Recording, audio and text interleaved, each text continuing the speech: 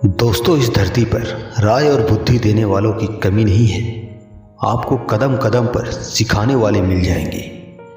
पर मेरी इस बात को याद रखना, वे जब भी आपको कोई राय देंगे तो ऐसा नहीं कि उनकी राय सही हो, इसलिए आप उनकी सुनी पर करें वही जो आपका मन कहे, वरना बाद में आपको इसी बात का पछतावा होगा कि काश मैंने अपने मन की सुनी होती।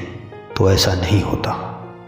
मैं ये नहीं कहता कि आप किसी की न सुने, आप उन्हीं लोगों को ध्यान से सुने जो उस क्षेत्र में सफल हैं, जिस क्षेत्र में आप सफल होना चाहते हैं। क्योंकि जब कोई सफल व्यक्ति आपको कुछ सुनाएगा तो उसकी बातों में सच्चाई होगी, जिसकी आपको सफल होने के लिए जीवन में ज़रूरत पड़ेगी। यदि आप बड़बोले हैं तो आप ठहर जाइए, क्योंकि अधिक बोलने वाले लोग अपनी एनर्जी और दिमाग दोनों खराब कर लेते हैं, जिसके परिणाम स्वरूप वे अपनी एकाग्रता और किसी काम को करने की ऊर्जा दोनों खत्म कर लेते हैं और जीवन भर सिर्फ बोल कर ही खुद को साबित करने की कोशिश करने में लगे रहते हैं। मेरी मानिए, आज से ही बोलना कम करो।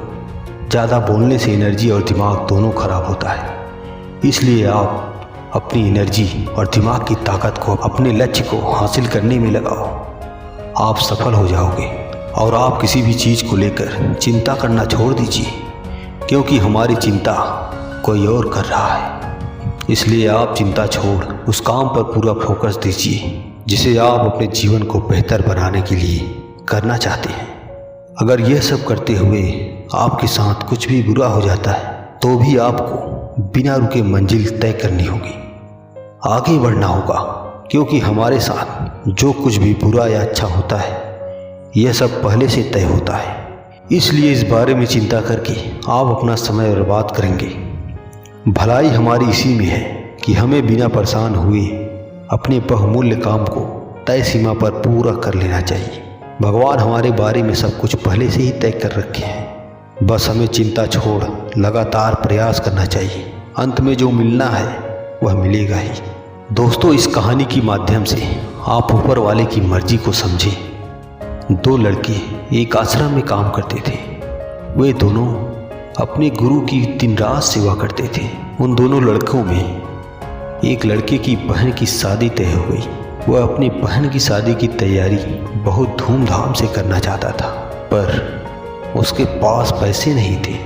उनकी स्थिति उनके गुरु बहुत अच्छे से जानते थे, पर वो भी उनकी मदद नहीं की।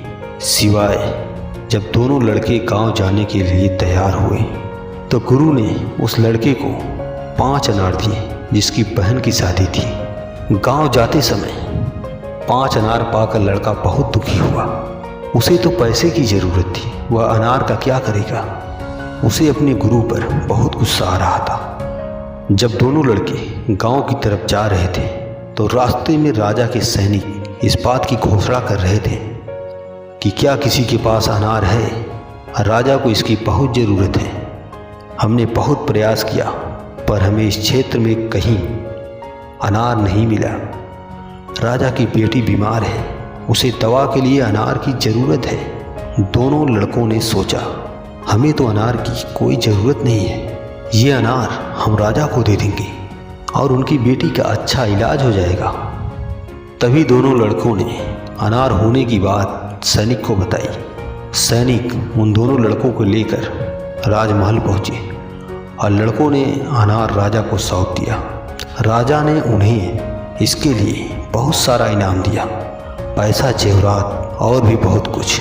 उस लड़के की बहन की शादी बहुत धूमधाम से हो गई। अब उस लड़के को उस बात पर बहुत अफसोस हो रहा था कि वह बिना सोचे समझे अपने गुरु को कोस रहा था और उन्हें भला बुरा कह रहा था। मुझे आशा है कि यह कहानी आपको अच्छे से समझ में आ गई होगी। हमें कभी चिंता नहीं करनी चाहिए, हमारी चिंता तो कोई और कर रहा है। दोस्तों, आपकी सोच जिस तरह से होगी आपकी ज़िंदगी ठीक उसी तरह से चल रही होगी। इसके लिए किसी और को दोष देने से अच्छा है कि आप अपनी सोच को दोष दीजिए और उसे बदलने के लिए कदम आगे बढ़ाइए। जब तक आप खुद के बदलाव के लिए कदम आगे नहीं बढ़ाएंगे तब तक न तो आपका आज बदलेगा और ना ही फ्यूचर। तो दोस्तों आज के लिए बस इतना ही। अगर वीडियो अच्छा लगा तो वीडियो को लाइक और चैनल को सब्सक्राइब कीजिए। मिलते हैं अगली वीडियो में, तब तक के लिए जय हिंद, वंदे मातरम।